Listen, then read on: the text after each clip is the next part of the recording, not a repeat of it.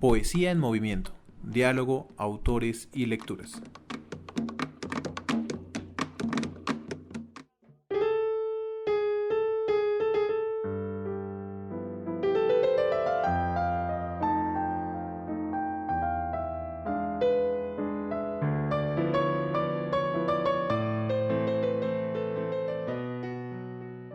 Hola, bienvenidos a este nuevo episodio de Poesía en Movimiento. Hoy tenemos un invitado muy especial. Desde Medellín nos acompaña Robinson Quintero, poeta a quien el Festival Internacional de Poesía de Bogotá ha decidido homenajear este año por su trayectoria literaria. Bienvenido, Robinson. Bueno, para todos un gran saludo, un enorme saludo y muy contento de estar con ustedes y a través de ustedes llegar al público para que conozcan un poco de eso que me ha obsesionado a mí, que es escribir versos. Hoy los acompañan Pedro Pulido y quien les habla Paula Delgado, profesionales del área de formación de Funda Lectura. Robinson es poeta, ensayista, comunicador social de la Universidad del Externado y cantor de tangos. Su obra está compuesta por poemarios como De viaje, de 1994, Hay que cantar, de 1998, La poesía es un viaje, publicado en primicia por Golpe de Dados en el 2003, El poeta es a quien más tiene que hacer al levantarse, del 2008, El poeta da una vuelta a su casa, de 2017.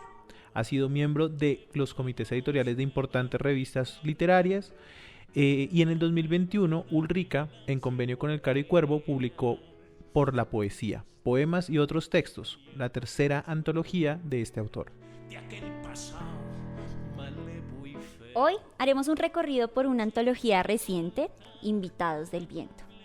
Este libro, con el sello de la Universidad de Antioquia, reúne la escritura de Robinson desde 1994 hasta 2017. Para empezar, esta es una pregunta de rigor que hacemos en este podcast, es ¿qué significó para usted el ser homenajeado en la edición 2021 del Festival de Poesía de Bogotá? No podemos dejarla pasar. Claro, y la pregunta es absolutamente legítima. Pues un gran honor recibir la admiración de este homenaje por parte de la revista Ulrica, el Festival Internacional de Poesía de Bogotá y el Instituto Caro y Cuervo. Son los amigos, prácticamente son los amigos los que le hacen a uno los homenajes, no los enemigos precisamente. Pero muy contento, ya estoy en una edad en que empiezan a hacer homenajes, o sea que al mismo tiempo que estoy contento me entra la preocupación de que los años están encima, así como la obra, con sus aciertos y sus desaciertos. Hay una cosa muy interesante de este tema de participar en el Festival de Poesía, y es que digamos que hemos hablado muchas veces acerca de lo difícil que es el tema de la publicación de la poesía en Colombia, ¿no? Y como escenarios como el Festival Internacional de Poesía, este esfuerzo que hace el Instituto Caro y Cuervo con el proyecto Poesía en Movimiento, en el cual se enmarca este podcast, se convierte como en una oportunidad para que otras personas que seguramente que de pronto no están vinculadas al mundo de la poesía puedan conocer a poetas como Robinson, que además ha sido galardonado en diferentes premios. Hay una cosa que me parece muy muy interesante de la biografía de Robinson y bueno, en el marco de este ejercicio que estamos haciendo con el Caro y Cuervo, estuvimos trabajando sobre clubes de lectura y nos encontramos con un texto suyo sobre poesía satírica que nos sirvió un montón para poder estructurar un club de lectura sobre poesía satírica colombiana.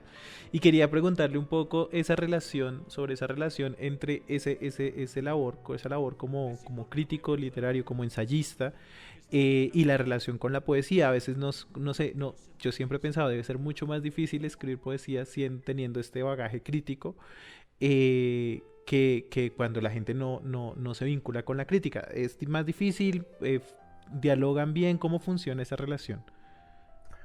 Mira, yo trabajo los libros durante 5, 6, 7, 8 años, porque no me doy larguezas en el sentido de ligerezas.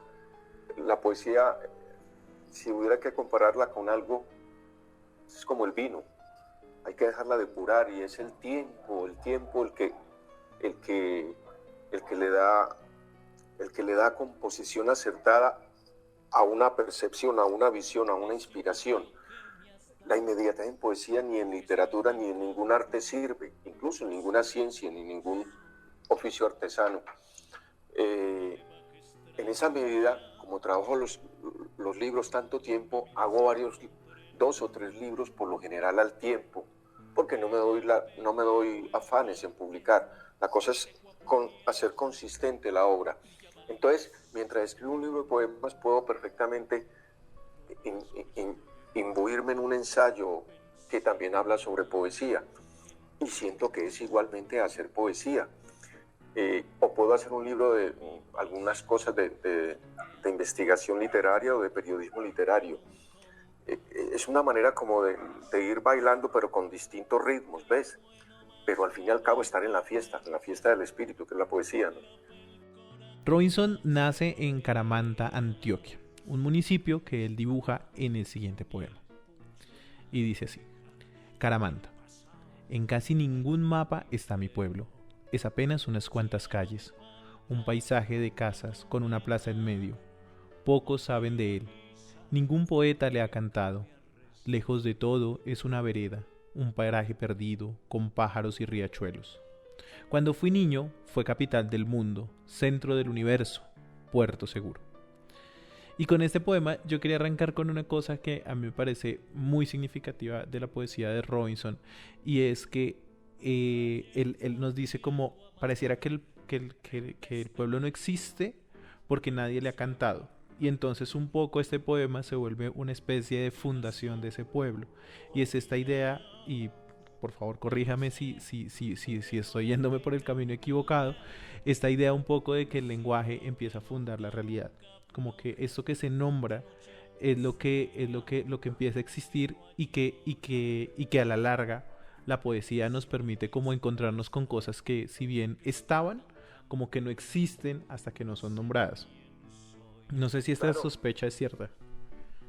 No, claro, mira, Wittgenstein lo decía, la extensión de nuestro conocimiento del mundo llega hasta donde llega la extensión de nuestro lenguaje, ¿sí? Y no recuerdo, creo que fue Heidegger el que dijo, el lenguaje es la casa del ser, ¿entiendes? O sea, nosotros no comemos mangos, comemos la palabra mango, y solo existe el mango hasta que lo nombramos. Entonces, en la misma medida, la realidad hay que nombrarla para que exista, ¿me entiendes? Porque no existe sino a través de la expresión de algún lenguaje, en este caso a través de la palabra escrita, que es pues, esa obsesión que tiene uno por escribir versos. Ahora, en mi poesía siempre el mundo en apariencia insignificante es importante, porque no soy un hombre que hable de grandes verdades. Para mí las grandes verdades yo se las dejo a los sociólogos, a los científicos, pero a mí como poeta me interesa sobre todo esas pequeñas verdades que tiene la vida, y por eso tú hablabas de la cotidianidad en mi poesía. Esas pequeñas verdades obedecen a una fragmentación que tiene el ser humano desde el siglo XIX, finales del siglo XIX, todo el siglo XX, y es la cosa de la enajenación. Es muy difícil tener un concepto total de todas las cosas en la vida porque la vida nos ha fragmentado todo. Eso lo decía Carlos Marx con toda esta cuestión de la teoría de la plusvalía y todas esas cosas que él decía. El zapatero ahora no hace todo el zapato, es una parte del zapato, ¿me entiendes? Y otro zapatero hace la suela. Entonces no hay comprensión de todo. El mundo nos ha vuelto eso un poco, en la novela se nota también eso. Mira que la novela, antes las grandes novelas ahora se constriñen a una cosa más pequeña. Las novelas breves existen desde el siglo XIX, pero las novelas breves ahora tú lo notas, captan es solo un momento, como casi muy episódicos de temas. En la poesía yo creo que pasa también eso, o al menos en mi poesía, y en mucha poesía de los poetas de mi generación. Coger un fragmento. Yo tengo un epígrafe que dice de Charles Simi, que lo pongo en uno de mis libros, una antología que acaba de salir, que dice que ha llegado la época de los poetas grandes, ha llegado la época de los poetas menores. y aquellos que no va a conocer sino su familia alrededor de una jarra de buen vino o de los pocos amigos que se tiene. Entonces, esa es la idea un poco de que la poesía ahora, incluso con toda esta cosa de la internet y la globalización, pues pareciera que ya se expande y que hay mucha gente que accede a ella. Pero en mi caso, ese es el tema de mi poesía. Ahora, la infancia es importante en mi vida. Yo creo que, siempre lo he dicho, o sea, no es la primera vez que lo digo, la infancia es, como lo decía el poeta francés, saber que vivía mi fábula, es decir, es la inocencia. En mi poesía hay una suerte de reflexión velada en cuanto a qué es eso de la infancia. La infancia es el tiempo en que la poesía no era la poesía, o sea, que la poesía era lo más puro. O sea, aquello que uno no se daba cuenta. Es que la felicidad es aquella muchas veces que uno no se da cuenta, cuando la poesía no era la poesía. Pero en la infancia también pasa ese sentimiento y ese choque tremendo que es visualizar, entrever que está también la nada, que está también la muerte. Y desde ese momento la poesía empieza a ser la poesía, pero porque ya no es la poesía, porque la hemos perdido. Entonces la poesía en ese sentido es recobrar todas esas cosas que indefectiblemente perdemos o nos dicen adiós o mueren. ¿Sí? Este libro de Caramanta no es un regreso a la infancia, es el niño que está en la infancia, habla desde la infancia. O sea, no es una cosa nostalgiosa, ¿sí? O una cosa un poco folclórica o costumbrista, como es recurrente en este tipo de estilos, que es como una nostalgia ahí que no lleva nada. No, es el niño que está como en el presente y se asombra ante lo que oye, ante lo que ve, ante lo que intuye, ante lo que escucha, ante lo que piensa la demás gente. Es un niño que está por ahí silencioso y escucha con miedo, con angustia o con elogio. Ese es el momento en que el niño empieza a descubrir que existe eso que es la muerte, que somos efímeros, que no somos permanentes, que estamos acá en una trama que no sabemos por de dónde viene ni para dónde va, y que es toda nuestra angustia, pero es al mismo tiempo la maravilla del misterio. Es decir, eso que parece un mendrugo es la maravilla, porque si supiéramos todo, pues sería como un juego, como ir como un viaje de un punto definido a otro punto y ya sabemos todo. No, nos queda la maravilla de que todo es un desconcierto, todo es una incertidumbre.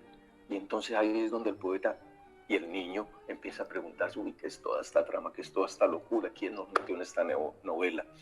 Pero ya la poesía no es la poesía, ya la poesía es la palabra. Y la palabra es aquello que trata de rescatarla. Y esa palabra, una de ellas es Caramanta para mí. Y todo el lenguaje que surge alrededor de Caramanta. Eso te podría contestar. Yo quería preguntarte frente a esta idea del asombro. A mí me sucede algo con tu poesía y es que pareciera que estuvieras preguntándole al asombro, como que hay algunas certezas, pero a ti te surgen más preguntas y nos incitas a los lectores a preguntarnos por esas certezas que están puestas ahí.